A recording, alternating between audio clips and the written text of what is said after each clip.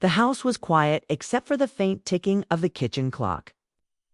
Claire stood by the sink, staring out the window into the late afternoon drizzle.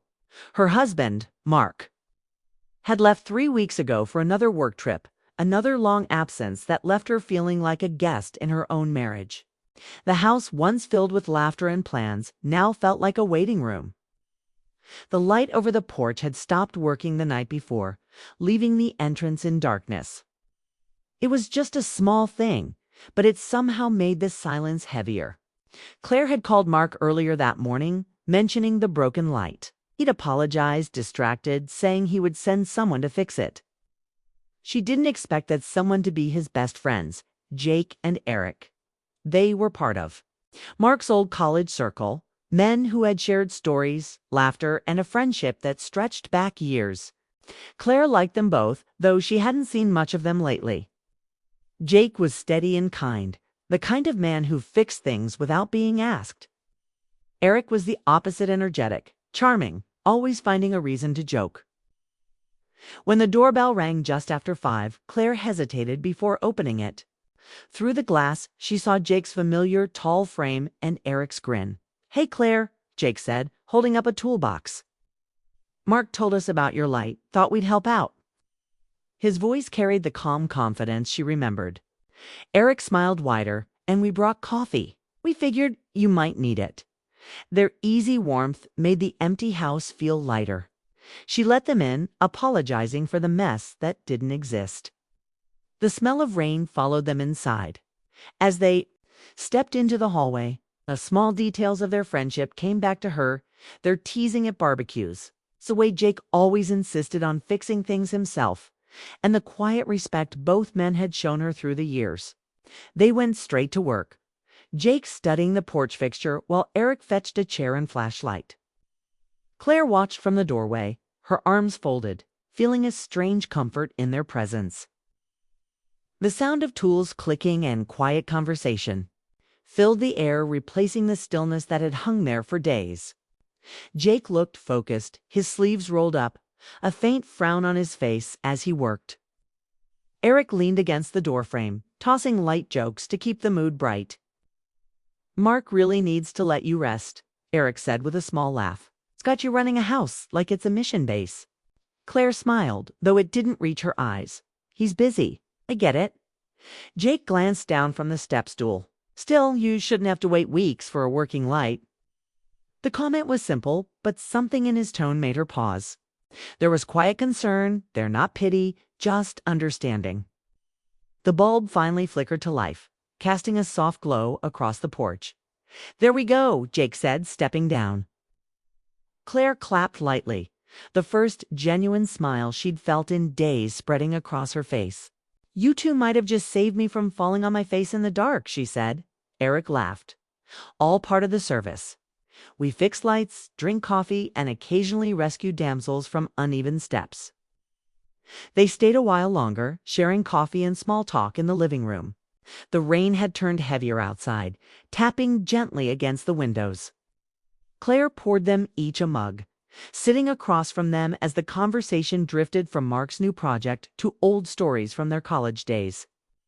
She listened, occasionally, joining in, feeling both included and distant at the same time. As they talked, she found herself studying them in the dim light, the comfort of familiarity in their faces. The memories tied to years she could never fully be part of. Jake caught her looking once and smiled softly, not saying a word. It wasn't awkward, just quiet, a kind of understanding that didn't need to be spoken. Eric eventually stood, checking the time. "We should head out before the roads flood, but if anything else breaks, call us. Seriously." Claire nodded, walking them to the door. Jake lingered for a moment as Eric went to start the truck. "If you ever need help with anything else, big or small, don't wait for Mark to send us," he said gently. "Just call." She hesitated before answering. "Thank you, Jake. Really?" He smiled, a small, warm expression that held both kindness and something unspoken. Then he stepped into the rain, closing the door behind him. When the truck's headlights disappeared down the street, Claire leaned against the door and exhaled. The house was quiet again, but not as empty as before. She walked to the porch and looked at the light they'd fixed. It glowed softly through the drizzle, steady and calm. Somehow that small glow made the night feel less lonely. Upstairs, she sat by the window, listening to the rain. She thought of Mark's distant calls, his rushed promises to make time, his familiar voice that now sounded like a memory. Then she thought of Jake's steady hands on the old wiring, of Eric's laugh echoing through the living room, and the way for a short while the silence had been replaced by warmth. She didn't know what it meant, or if it meant anything at all. But as the rain continued, she realized she didn't feel forgotten anymore. Something had shifted quietly, almost invisibly, but she could feel it. Like that small light on the porch. It wasn't bright, but it was enough to see by. She stayed by the window until midnight, the storm fading to a soft drizzle. The house still felt empty, but now it carried an echo of laughter and care. And somewhere deep down, Claire knew that the next time she saw Jake or Eric, something unspoken would hang between them, something gentle. Something new, something she wasn't ready to name. The night ended with the porch light shining through the rain, steady and warm, just like the first spark of change quietly finding its way into her heart the next morning. The sound of soft rain against the window woke Claire. The sky was gray, but not heavy. It was the kind of day that made you want to sit quietly with a blanket and a cup of coffee. She walked into the kitchen, made her coffee, and stood by the window staring at the wet garden. The porch light, finally fixed, glowed softly in the mist. For a moment, she smiled. It was working again. Still, something inside her didn't feel right. She thought about last night, how Jake and Mark had stayed late, talking and laughing. The memory of Jake's voice, low and warm, echoed in her mind. He had looked at her in a way that made her heart beat faster, not out of romance, but out of confusion. She shook her head, trying to clear the thought. He's just Ryan's friend, she told herself. They were helping, that's all. By noon, she was doing laundry when she heard a knock at the door. It was Mark, standing there with a small smile and a toolbox in hand. "Morning, Claire," he said. "I was checking the porch light again and noticed the back gate's a little loose. Thought I'd tighten it up before it gives you trouble." Claire blinked in surprise but smiled. "You two don't stop helping, do you?" He chuckled. "Ryan would never forgive me if I let your gate fall off." She stepped aside and let him in. The air smelled faintly of rain and fresh wood. As Mark worked on the gate, Claire leaned against the doorway, watching. He was quieter than Jake, careful with his words, focused, steady. When he finished, he turned to her, wiping his hands on a rag. "You've got a nice place here," he said softly. "Feels warm, homey sometimes," she said. "Other times, it feels too quiet."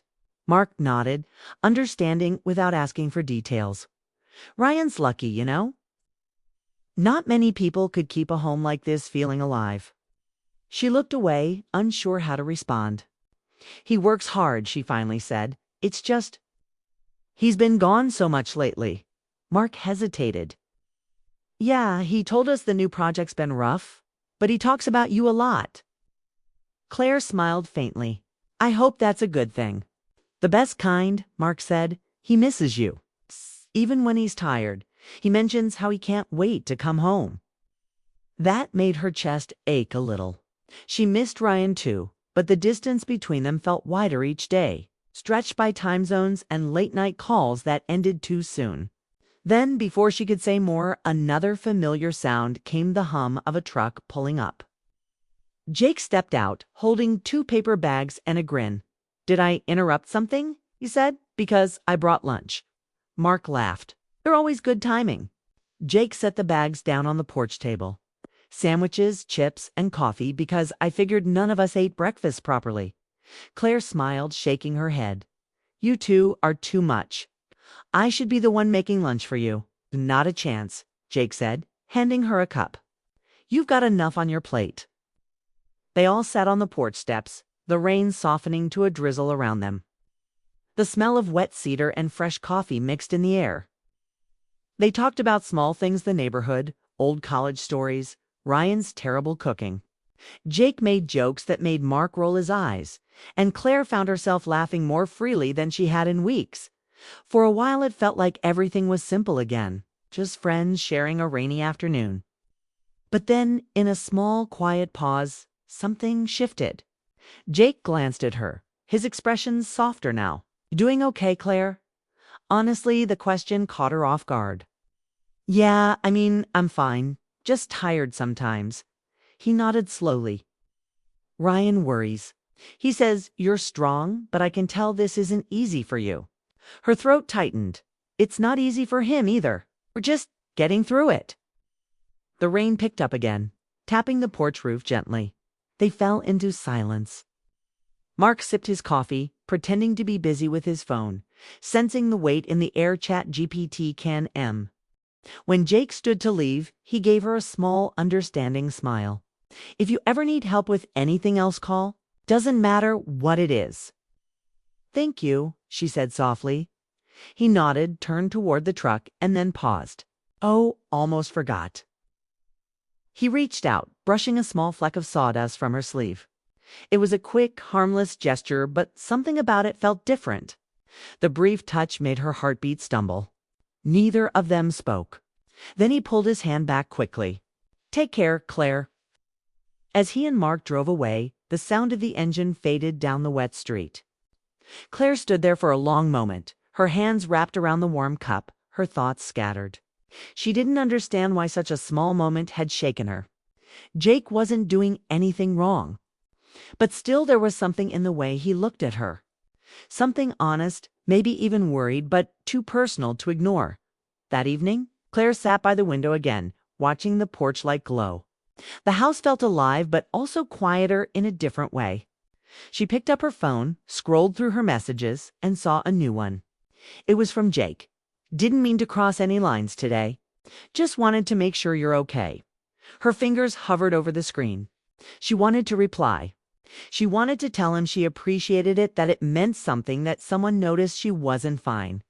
But she also knew that some lines, once crossed, were hard to redraw, so she typed a few words. "Thank you. Jake, I'm okay." Then deleted them.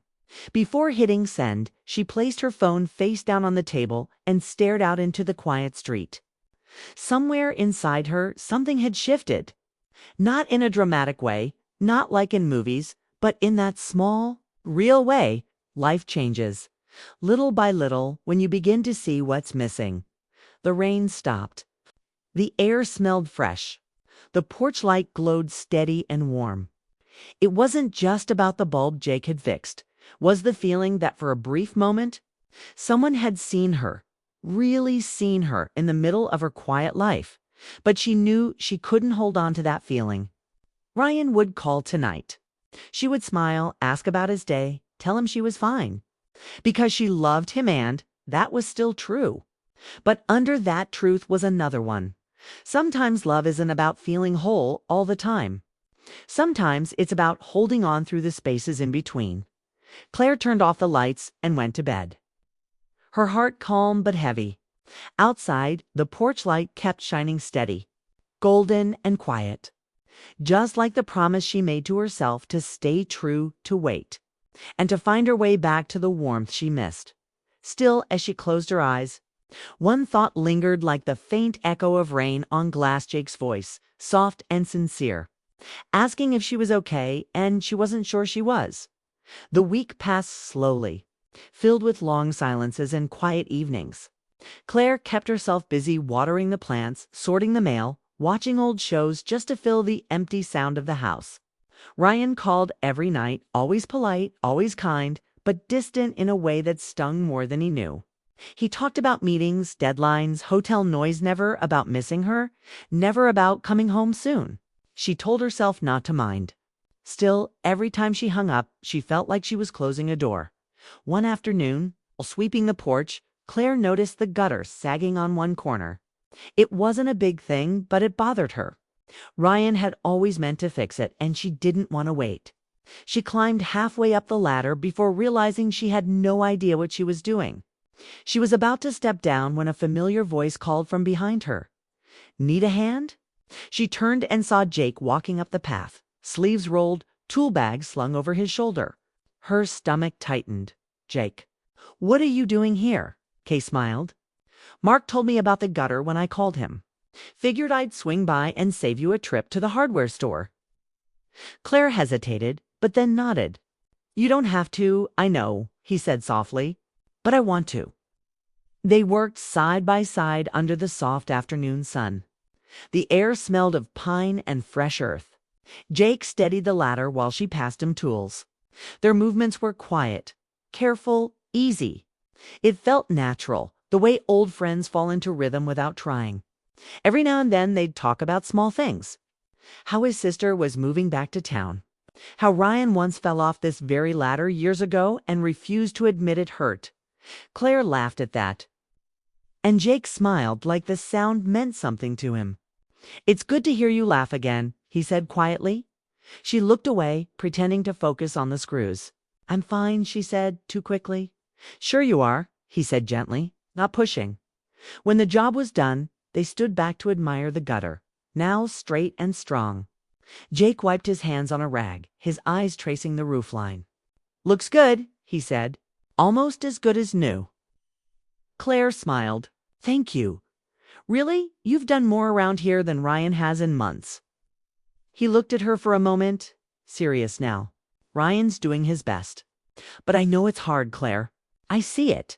The honesty in his voice caught her off guard.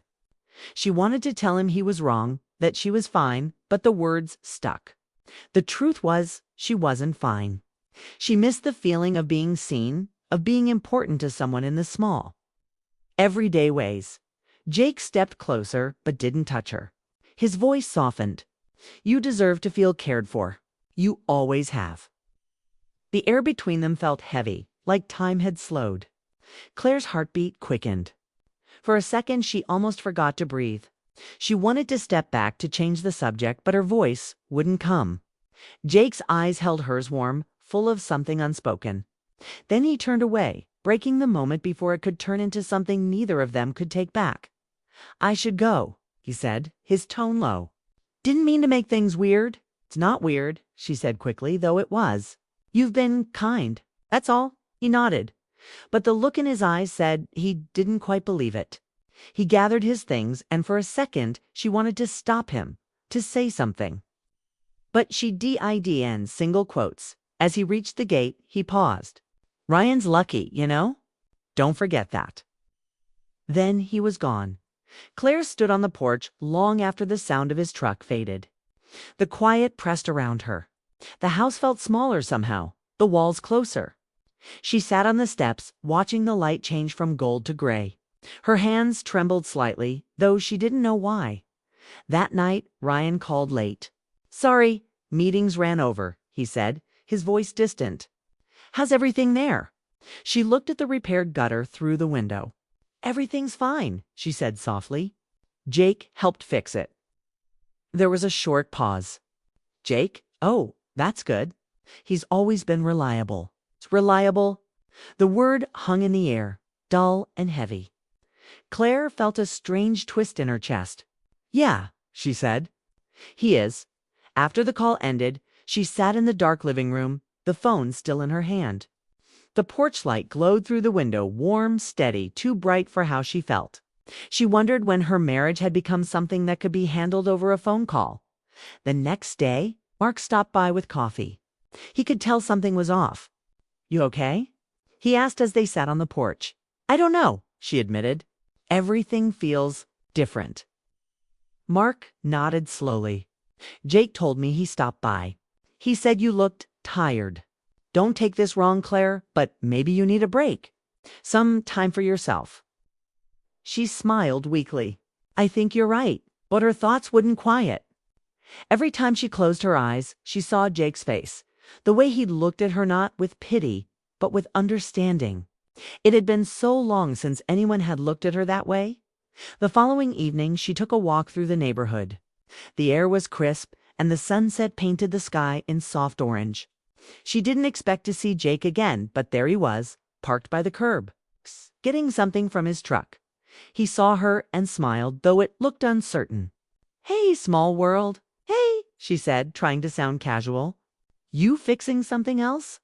"Just dropping off some tools for Mark. He borrowed my drill again." They both laughed, the awkwardness easing a little. She was about to leave, but he spoke again. "I hope I didn't make things uncomfortable the other day. I don't want to be that guy." Shu shook her head. "You weren't. I think I just needed someone to listen." He smiled faintly. "Then I'm glad I showed up." The silence that followed wasn't heavy. It was calm, like two people standing in the same quiet truth. Then her phone buzzed. Ryan again. She looked at the screen, then back at Jake. "I should take this," she said softly. "Of course," he replied, stepping back. "Tell him I said hi." She nodded and answered the call, walking down the street. Ryan's voice filled her ear, talking about work again, about plans and meetings. She responded where she should, smiled when she was supposed to, but her eyes drifted to where Jake's truck had been. He was gone. That night she couldn't sleep. Her mind spun with questions she couldn't ask and feelings she didn't understand. She wasn't in love with Jake. That wasn't it. But his presence had reminded her of something she'd forgotten what it felt like to be seen.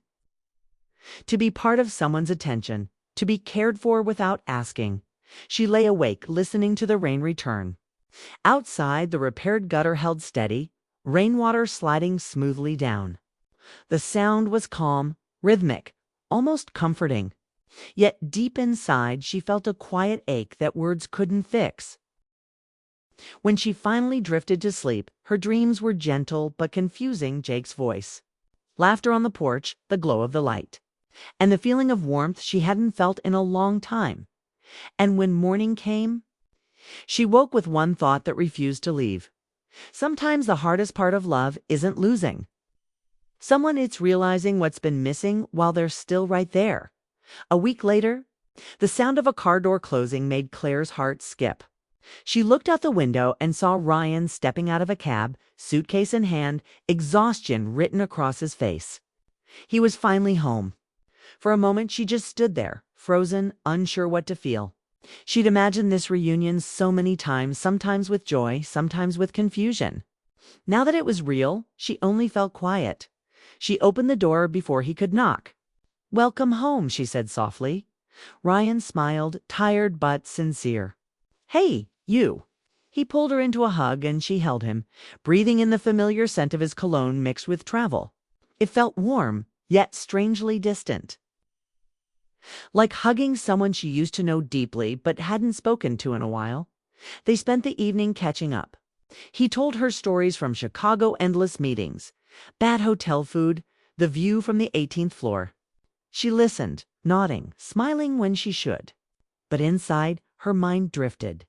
She noticed the little things she used to overlook, the way his phone buzzed constantly. How his eyes flicked to it, even during dinner.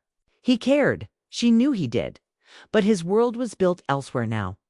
Later that night, they sat on the porch. The repaired light glowed softly above them. Ryan leaned back, exhaling. "You've done a lot around here," he said, glancing up at the light. "Looks better than before." "Jake and Mark helped," she said. "Yeah, they told me," he replied with a smile. "Good guys, always there when you need them." Claire nodded, looking out at the quiet street. The leaves rustled gently in the evening wind. "They are." For a moment, they sat in silence. It wasn't uncomfortable, but it wasn't full either. Ryan reached for her hand and she let him. His fingers were warm, but she noticed the difference. The spark she used to feel wasn't there. Or maybe it was buried under too much distance. He looked at her. "You okay, Claire? You've been quiet tonight." She met his eyes. "I'm okay. Just tired. Long week." He asked. She smiled faintly. "Long month." He chuckled softly, not realizing the weight behind her words. "We both need a vacation." That night, as they lay in bed, Ryan fell asleep quickly, the rhythm of his breathing steady and calm. Claire stared at the ceiling, her thoughts drifting. She wasn't angry with him. She just felt unseen, like she had been living in the same story on a different page. She turned to face him, studying his face in the soft moonlight. She still loved him, she knew that. But love felt different now. It wasn't the wild, bright thing it once was. It was quieter, gentler, but also Lonelier. The next morning, she woke early and went out to the porch with a cup of coffee. The light still glowed faintly in the gray dawn. She remembered that first night when Jake and Mark had fixed it, the laughter, the warmth, the way everything had felt briefly alive again. For a second, she wondered if Jake was awake somewhere. Maybe thinking of that same night by noon, Ryan was in his office catching up on work emails. The sound of his keyboard filled the living room. Claire folded laundry, watered plants, tried to slip back into the rhythm of normal life. But something inside her kept whispering that things couldn't go back to how they were in the afternoon. A knock came at the door. She opened it and found Jake and Mark standing there. Mark carried a small box, and Jake looked slightly uneasy. "Hey," Jake said, his tone careful. "We just wanted to drop this off. Replacement bulbs just in case the porch light ever goes out again." Claire smiled, touched by the gesture. "You didn't have to." Mark grinned. "We owed you at least one spare. We're trying to make sure our work holds up." Ryan appeared behind her, smiling as he saw them. "You guys, perfect timing." He stepped forward, shaking hands, his usual charm in place. "Couldn't thank you enough for helping Claire out." "Any time," Jake said. "You know, we've got her back." Ryan clapped him on the shoulder. "I appreciate that." They all stood there for a few minutes, chatting about work, the weather, the next football game. It felt normal, easy at least on the surface. But Claire felt a quiet weight pressing in her chest. Every time Jake looked at her, even briefly, she felt that unspoken understanding between them, a soft ache, not of desire, but of something more complicated. When Ryan went to grab drinks from the kitchen, Jake's voice dropped just slightly. "You're okay?" Claire nodded, eyes soft. "Better now." He looked relieved, then smiled faintly. "Good. That's all I needed to hear." Before she could reply, Ryan returned, cheerful as ever, and the moment passed. An hour later, they said their goodbyes. As Jake handed her the small box, their fingers brushed for a second, quick, harmless, yet full of unspoken meaning. "Take care, Claire," he said. "You too," she replied. After they left, she stood on the porch, staring at the small box in her hand. Inside was a simple light bulb, but to her it felt like something more, a reminder of what had been broken and quietly repaired. That evening, as the sun went down, Ryan joined her on the porch again. He reached for her hand. "Feels good to be home," he said softly. She smiled. "It's good to have you home." They sat in silence, watching the light flicker gently against the darkening sky. For the first time in weeks, she felt something settle inside her. Not excitement, not confusion, just peace. The porch light glowed steady, casting a warm circle around them. It reminded her of the days when love was simple, when being together was enough. Maybe it still could be, she thought. Maybe it just needed time, effort, and small acts of care, like fixing a broken bulb and learning to listen again. That night, before going to bed, she placed the spare light bulb on the shelf near the door. A small promise to herself: if the light ever went out again, she would fix it, not wait, not call someone else, but take the first step herself. When she turned off the living room lamp, the porch light shone through the window, soft golden, unwavering. It didn't just light the house. It reminded her that some things could fade and still be found again. That love, even when tired, could still glow quietly in the dark. Upstairs, Ryan was already asleep, but this time when she lay beside him, she reached out and held his hand. His fingers tightened around hers, a silent thank you in the dark. Outside, the porch light stayed on steady through the night, as if guarding everything they were still trying to rebuild. Claire closed her eyes, breathing evenly, her heart calm at last. Whatever came next, she knew she could face it with patience, with hope, and with the understanding that sometimes healing doesn't come in grand gestures, but in the quiet work of keeping the light on. And in that golden glow, she finally felt at home again.